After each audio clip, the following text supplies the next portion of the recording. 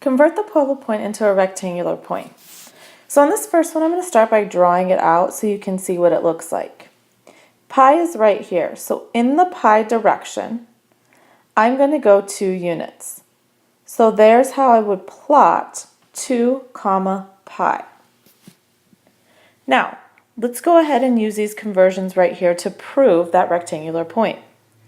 The x value is r, which is 2 in this case, times the cosine of the angle, comma, the y is r, which is 2, sine of the angle. Well, I know that pi, the terminal point, is -1, comma 0. So I'm going to replace cosine pi with -1. I'm going to replace sine of pi with 0. So my rectangular point is -2, comma 0, which matches exactly what that was, is that this is an xy coordinate. Let's try another one. Pi 6 is 30 degrees. So at 30 degrees, or pi 6, I'm going to plot rad 3. And rad 3 is approximately 1.7, so it's almost to 2, so it's right in front of 2. I'm going to do the same thing. The x value of the rectangular point is r, which is rad 3, cosine of that angle, rad 3, sine of that angle. The terminal point of pi over 6 is the point rad 3 over 2, comma 1/2. So I'm going to replace the cosine with pi 6 with rad 3 over 2.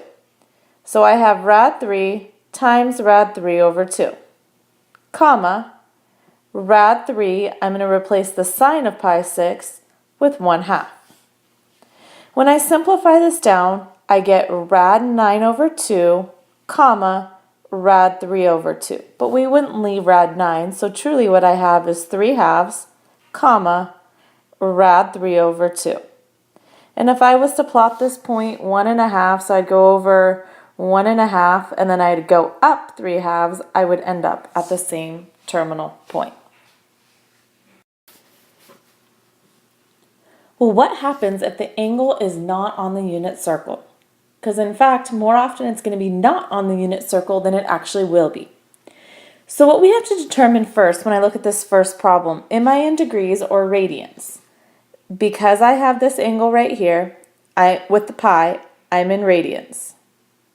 So you're going to have to check the mode of your calculator to make sure it's in radians. Then we're going to set it up. 2 cosine 2 pi ninths. 2 sine 2 pi ninths. We're going to go to our calculator, check our mode. As long as we're in radians, we're just going to plug it in. When I plug it in for cosine, I get approximately 1.5, 1.3 for sine. Let's do the same thing again. 1.3. There's no degree symbol. So again, we are in radians. So keep your calculator in the same mode that it is. To set this up, -4.5 cosine of 1.3 radians, -4.5 sine of 1.3 radians. When I plug that into my calculator, I'm going to get -1.2 for my cosine and -4.3 approximately for my sine. Last problem. This is a degree. So I'm going to change my mode into degrees. Let's plot this one out. At 35 degrees, that's the direction of 35. So I can extend it all the way. And I'm going -3.